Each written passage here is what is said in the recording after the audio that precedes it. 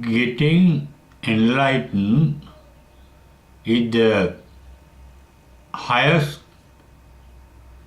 or the ultimate achievement that one can realize by following the noble spiritual path called Aryo Attangiko Maggo, discovered by the Buddha at his enlightenment. The word enlightenment means realization of the ultimate truth or reality called Nirvana. The term enlightenment is used in line with the term Aloko Udapadi that the Buddha used with regard to enlightenment in his first sermon called Dhammacakkappavattana Sutta. The term Aloko Udapadi means there arose the light. It is a poetical expression depicting the realization of the ultimate truth. In comparison to the illusions that we are aware of as the truth of ourselves and the world in which we live. All what we aware are mental images because we cannot be completely, perfectly aware of anything outside in the world. Because our sense organs supplying information about the world outside are so weak and limited in their capacity, we cannot know the real nature of the world outside, except the reflections that are formed by our sense organs called our eyes, ears, nose, tongue, skin, and the mind. Reflections are not actual realities. For example, we can see our own image in a mirror, but that mirror image is not ourselves. It is only a reflection, looking like the reality. Similarly, all what we experience in our mind are mental images, which can be called reflections of the sensory objects outside and inside us. We are illusioned by these mental images so that we may get attached to the pleasant images and resent the unpleasant images and think that those images are permanent realities. But in reality, no mental images can last long. They are ephemeral. They are like water bubbles, crop up to burst then and there. Similarly, All mental images that we experience as realities are born to decay and die where they are born. It is the realization of this truth that was referred to by the Buddha at the end of his first sermon called Dhammacakkappavattana Sutta, saying,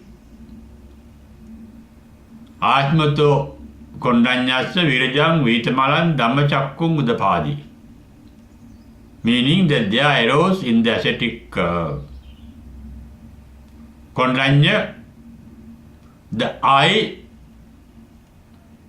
free of vitamalang, virajang, free from mental defilements, a pure vision that can see the mental phenomena. Mental phenomena are called in the Buddha's language Pali Dhamma, like the images that the forms that the eye can see are called Rupa in Pali. The sounds that can be heard by the ear are called Saddha in Pali. The taste that can be experienced by the tongue, taste are called Rasa. The smell that can be experienced by the nose are called Gandha. And the tactile sensations that can be experienced by our skin are called Pottabha in Pali.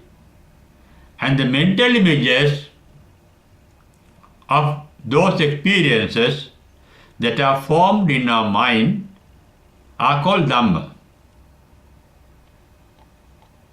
Even Nirvana we can experience as a mental image. In according to our experiences, in according to what we have heard, and according to what we have read, and according to what we have thought of. But they are illusions, only images. The Nirvana I refer to as the truth, therefore Buddha used the word, it is a noble truth called Arya Satya. But the term Buddha used in his first sermon with regard to the Nirvana virtues are Dukkha Nirodha Arya Satya, meaning cessation of suffering. Cessation of suffering itself is a bliss. Therefore, we can call Nirvana the supreme bliss, a state where there is no suffering at all. With regard to suffering, called dukkha, Buddha referred to it as our thinking process, saying Sankittena pancha upadana khandapi dukkha. If I were to say in short, in a summary form, suffering means nothing but our thinking. In this respect, suffering means not only pain but also pleasures. The pleasures are termed suffering because that lead to suffering. All pleasures. How? No pleasure can last long. No pleasure we can enjoy forever. For example, when we are hungry, we take pleasure in taking food, in eating. But when the hunger is fully satisfied, we have no more desire for any more food. We can enjoy when our tummy is full, when our mind is full. We can enjoy food only when there is a need of the belly, the stomach, to take in food. Similarly, anything cannot give us pleasure forever.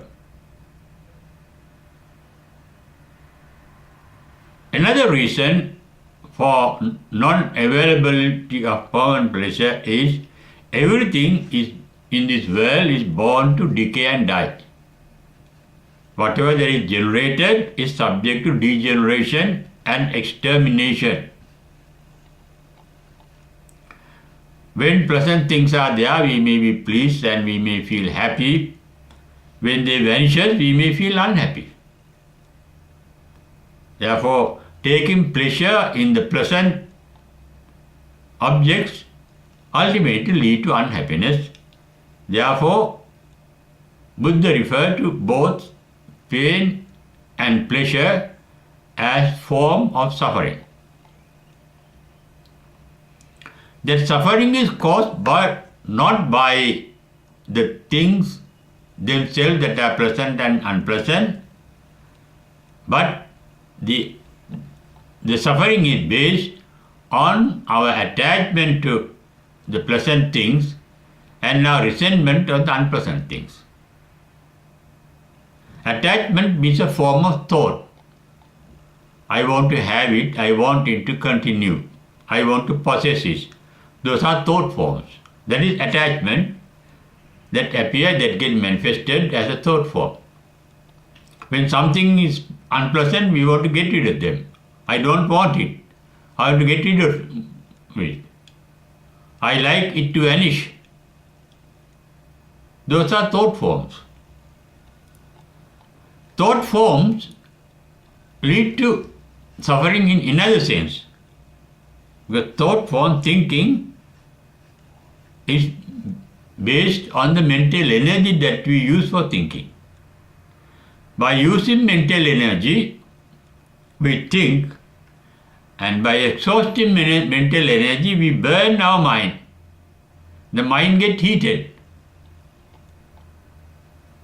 When the engine is running, the engine gets heated. When we are doing some exercise, some work, the body gets heated. Motions create heat.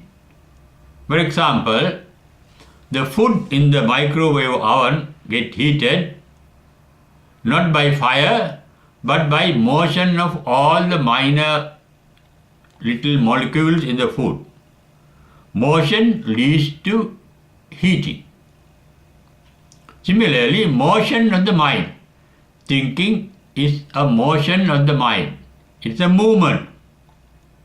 In thinking, if you say we get attached to something, we want it to continue, means the mind is moving from the present moment into the future. I want to enjoy it even in the future, not from love. I want to keep it for my enjoyment even in the future. That is, mind is running into the future, unborn future. Similarly, we dislike things based on our past experiences.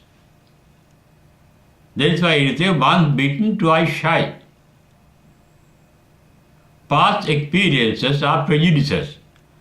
Our mind is prejudiced by past experience and we dislike something. And when we dislike something, our mind is moving from the present into the past. The past moment when we had the experience in the past with regard to that unpleasantness of the thing. Enlightenment means a mind that is not disturbed by things that are supposed to be pleasant or unpleasant. That is why it is said in the Mahamangala Sutta, the minds of the enlightened are not disturbed, not perturbed, not moved by being in touch with things of the world. Puttasa loka dhammehi chittang yasena kampati. Not all things of the world means things of the mind. Loka dhamma means the mental images. We have mental images ourselves. we have mental images of our lover, or the loved, or our enemies, our friends, our relatives, our parents, and our country. There are so many images. Our mind is a world of images. Some images we get attached to, some images we resent. And as I mentioned earlier, both attachment and resentment ultimately lead to suffering. Therefore, enlightenment means it's a realization that there is no point in getting attached to anything or resenting anything. One reason is they are not real things that we attach to or that we resent, they are only illusions, mental images. Another thing, they cannot last long, the mental images. They are bound to decay and die. Mental formations that we get attached to or that we resent. Then whenever mind becomes aware of something pleasant or unpleasant, mind keep just confined to that awareness. And that is the shortest path to enlightenment that the Buddha taught. The ascetic called Bahya. He has a nickname called Dharacharya. He advised the ascetic saying, Tasmati Bahya, ditte dittamattam bhavisati. When you see something, confine your mind only to seeing the thing, not to think of that thing. Don't think of what you see. Sute susamattam bhavisati. When you hear something, confine your mind only to the hearing of what you have heard. But don't think of what you have heard. Mute mutamattam bhavisati. Similarly, when you experience something by your tongue, nose or skin, just be aware of it without thinking of them. And also similarly, when there crops up an image in your mind, be aware of it without thinking of it. Because non-thinking means enlightenment. The mind is enlightened when you are not thinking. That means the mind is blissful. There is no suffering in the mind. The mind is at rest, not moving. The mind is not talking silently. That is why Buddha referred to the state of mind as the silent mind. The nirvana state of mind was referred to by J. Krishnamurti as a silent mind, a mind that is not talking. Thinking is a form of talking, silent talking. Therefore, non-thinking. Buddha referred to this state as Visankara Gatan Chittang in its first appearance of joy. Visankara Gatam means the mind is free from Sankara. Sankara means thought formation. Thought formations are referred to in the Buddha's teaching as of three types. One form of thinking is referred to as Punyavi Sankara, pleasant thoughts, good thoughts, wholesome thoughts. And some thoughts are referred to as Apunyavi Sankara, non-wholesome, unwholesome thoughts, unpleasant thoughts, evil thoughts, the thoughts that are not pleasant. Then it referred to some other form of thought or mental state called Apunyavi Sankara that one experiences in transcendental meditation, where one is aware of things without thinking of them. As I read the advice, the ascetic Bahya, Tasmati Bahya, Ditte Dittamattam, Sute Dittamattam, etc. In meditation, we do not think, but we are aware of the sensory experiences. Even the experience of the mind, the mental experience. Mind is itself a sensory organ. It really not the mind, it is the mind that experiences as mental images the memories recorded in our brain cells. When they get opened up, like the information or data supplied to a hard disk of a computer, they can get opened up and they can appear in the screen as in the monitor of a computer. They can appear in the mind. And now scientists have discovered when there is some sensation, for example, when there is a sensation of some object in the eye sends a signal to the backside of the brain and open a picture of the object that the eye is aware of. Because that object is formed in the retina at the back of our eye, according to the science.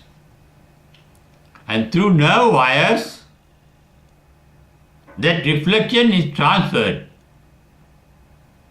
through electrical signals into the brain that recognize what that image formed is, what the reflection is. The reflection of your father, mother, or wife, or husband, or child, or grandparent, or somebody, or something may get formed, that reflection in the retina of the eye, and the eye sends that retina, the signal saying that there is a picture formed here into the brain, and brain recognize it with the retrieval of past memories regarding that image.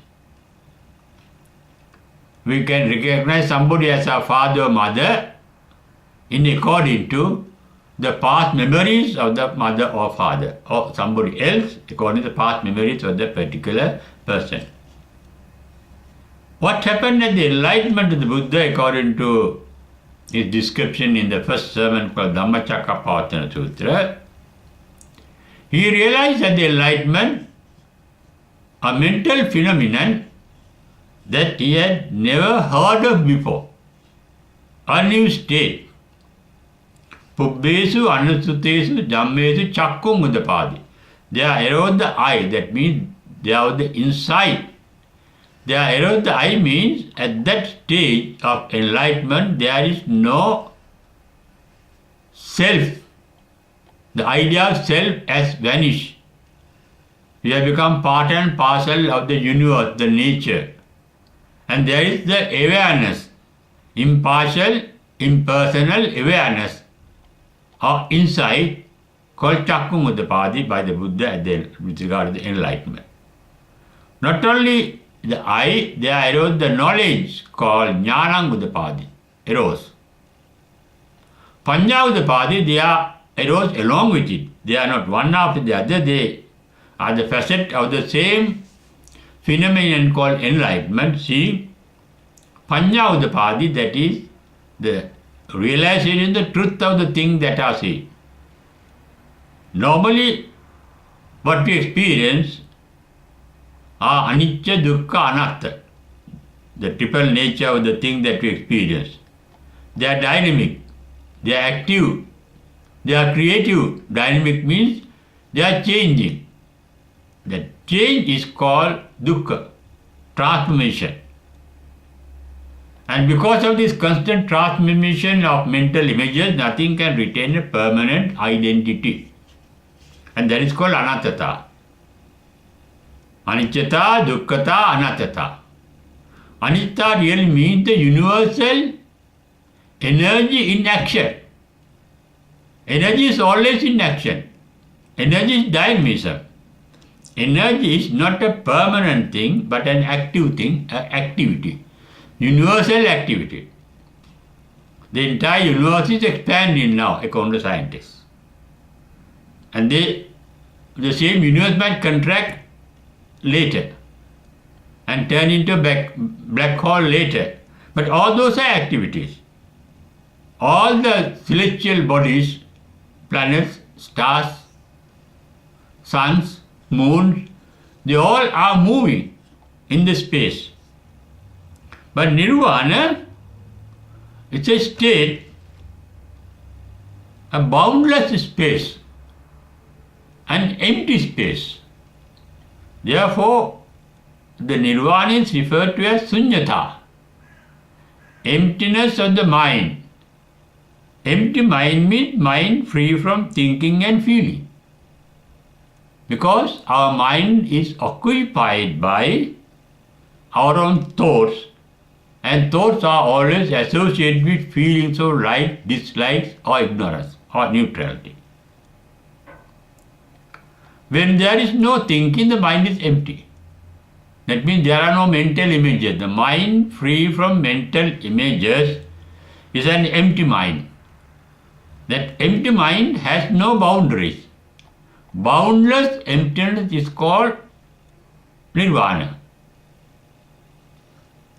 It is free from all the good and the bad, short and long, nothing material is present in nirvana according to the Buddha's description in the Kevadda Sutta. But there is a super consciousness called Vijnana, but we cannot explain it by an example because that is not our normal consciousness. It is the consciousness of spacelessness and boundlessness, emptiness. But they are not objects. Only the pure consciousness is there. And that type of consciousness is developed in the fourth trance called Chatutta Dhyana, and there it is referred to as Upekka Sati Parisuddhi. Parisuddhi means pure awareness. Pure awareness we cannot be aware of at our unenlightened stage. Because whatever that we become aware of become prejudiced by our preconceived notions. Automatically our previous experiences crops up, and what we experience at the present moment get lost in the dead future. Not only in the dead future, whenever we experience something, we form an idea with regard to its future retaining or future getting rid of, future maintaining or future cessation. Unpleasant things we want to get rid of in the future. Future means the moment hereafter. Present things we want to keep even for the future. Therefore, such a mind is in motion, and nirvana state of mind is called non-motion mind. It is called Nissaranin Pari. Nissara means motionless mind. Not a motionless mind, a mind that is free from vibration. Chittangasana Kampati. That is a state of an enlightened mind. Such a mind becomes useful in our lay life too. We have nirvana. Nirvana is not a thing that is born or that is manifested at a particular time. Only we discover the nirvana. Udapadi, they get dawn because nirvana is always there. It is a permanent nature of our mind. What is the permanent nature that we can think of? The knowing nature of the mind. Mind has two main functions. Mind can know things and mind can think of things. Thinking is something of the present moment. And knowing is always related to our past experiences. We recognize things with the past experiences. But this pure mind called enlightenment or nirvana is a mind free from prejudices, and in Karaniya Sutra is referred to as Dittincha Anupagamma Silava Dassanena Sampanno. Ditti means prejudices, ideas. Free from prejudices, Dassanena Sampanno, there is a seeing, awareness.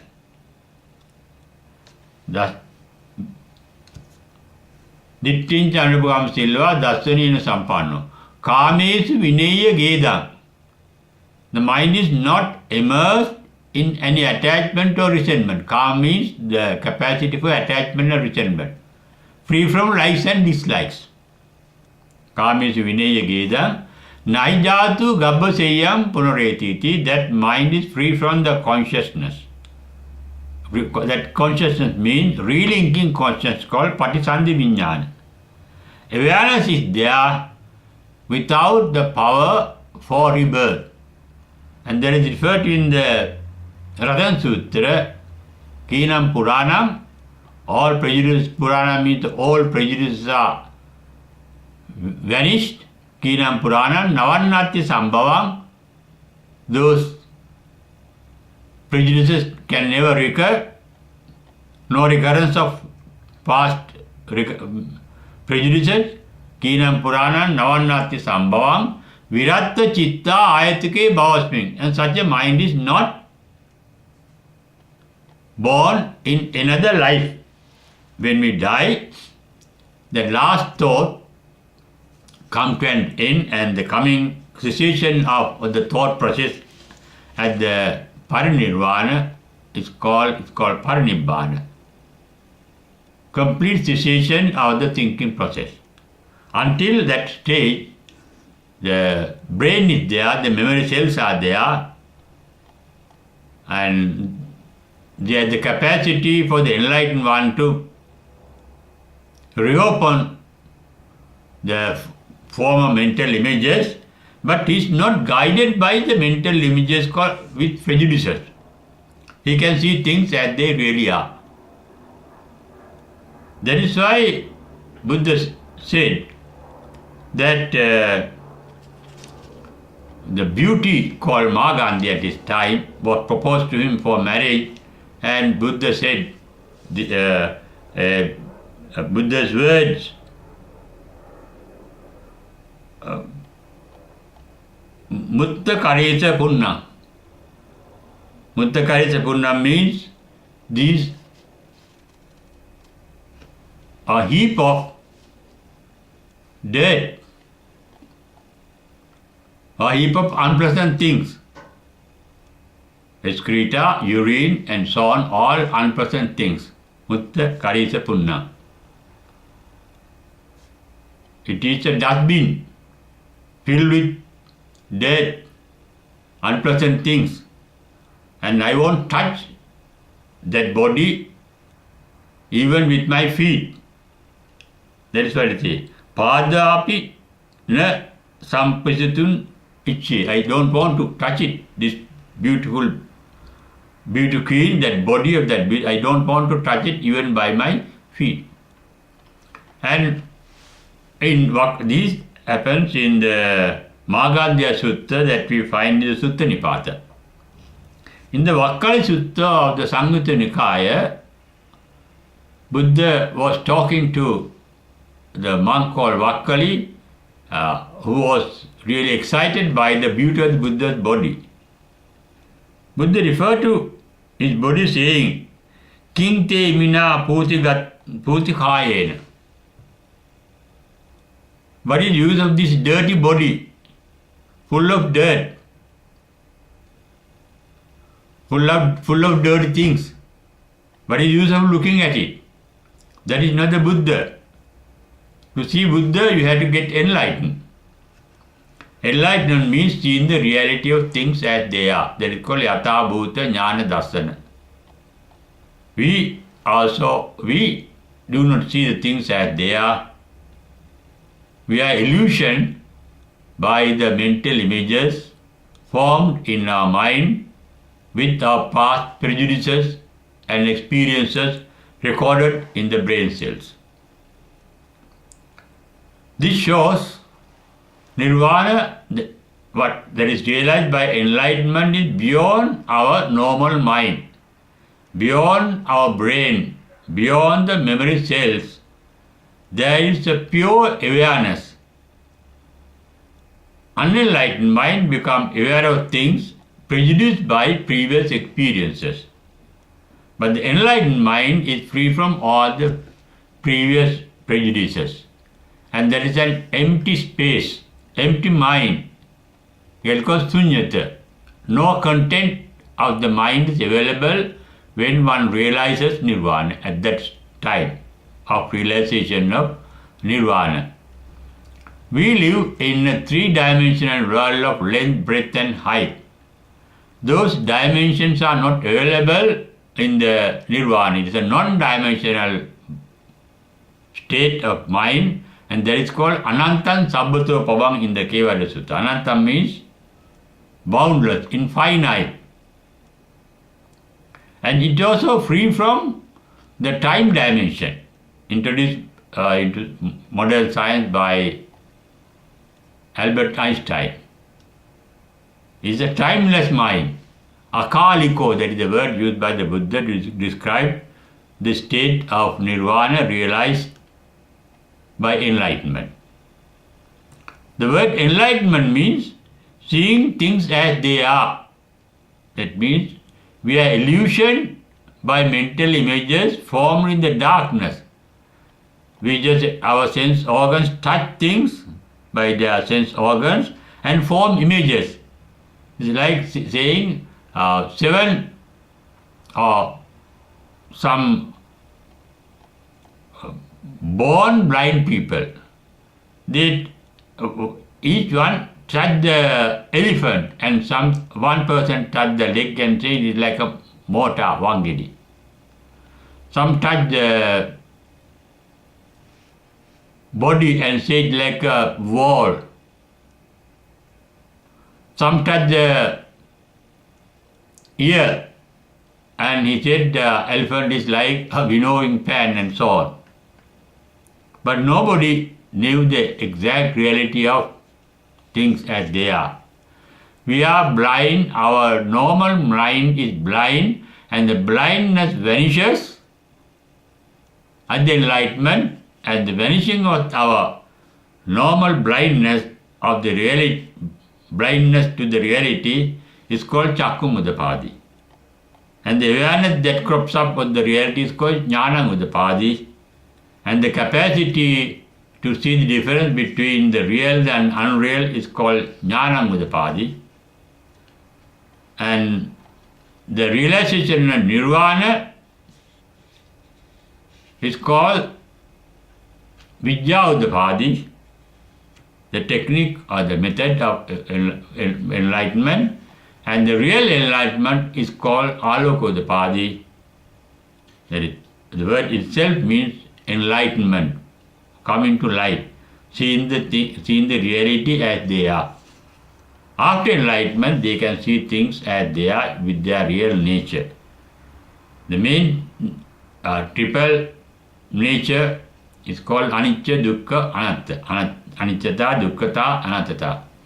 Everything is active, therefore they are always changing, and therefore nothing can retain a permanent idea to be attached to or get rid of. No resentment is possible. And such a mind is free from attachment means vitaragi, free from resentment means vitadosi, free from illusion of things are called, that freedom is called, with freedom from illusion is called vitamohi.